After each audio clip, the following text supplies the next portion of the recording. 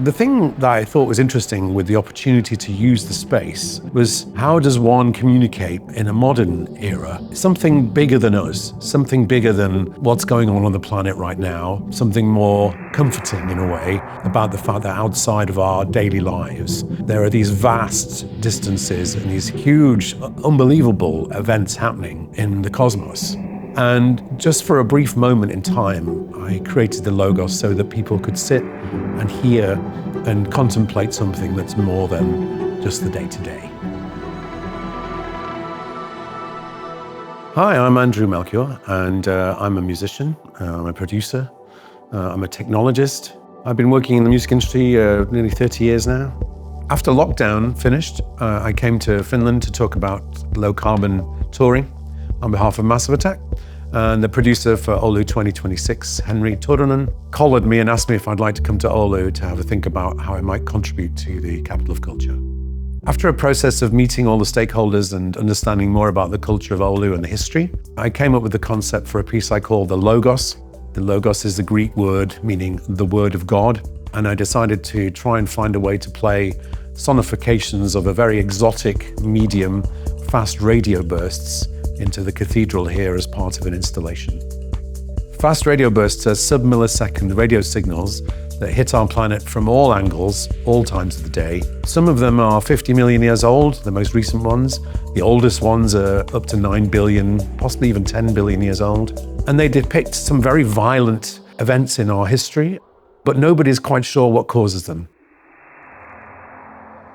Having been a bit of an astronomy nerd, I was aware of these fast radio bursts, and one of the chief intellects understanding and trying to create some knowledge about them is a guy called Professor Kiyoshi Masui. Kiyoshi and I examined the data sets that were collected by the radio telescopes, and he helped me understand that there was a possibility to create the very dense data that was collected from these very small amounts of information into sound files that the human ear could hear. Using the sound files, each fast radio burst has a slightly different characteristic. Some of them are long and slow, mournful events. Some are much more percussive and pop. And I decided as a musician that what we would do is create, in some ways, a sequencer and an instrument. The Logos is a really interesting project to be involved with. It's a collaboration of several different people from different professions with different takes on a very interesting phenomenon. I've built an audio plugin, which is a synthesizer that allows us to sonify the fast radio bursts, and it's based on the same algorithm developed by Kiyoshi Masui at MIT. But instead of rendering the FRBs, sonifying them offline, this plugin synthesizes them in real time. It allows the musician, the artist, to experiment with the parameters of the sonification. The Logos is a daily ritual that happens between midday and 1 o'clock. I've composed a piece of music which is in 4 parts. It's played back every day at the same time.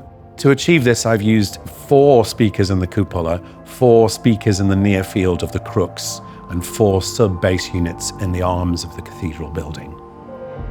Well, the cathedral is a grand old lady and has lots of interesting cabling and wiring that's legacy, so we had to do some work on retrofitting the cabling and wiring. But happily, because of the system we're using with Genelec speakers, the wiring and cabling for those was really quite elegant. Well, I met Andrew Melchior a few years ago when he was visiting Oulu, and he wanted to introduce this idea of this installation. I was immediately really enthusiastic about the idea. The Logos is such a wonderful, powerful, yet very gentle piece of art. And I think it's quite difficult to put it in the words. So this is why I invite you all to Oulu Cathedral, experience it.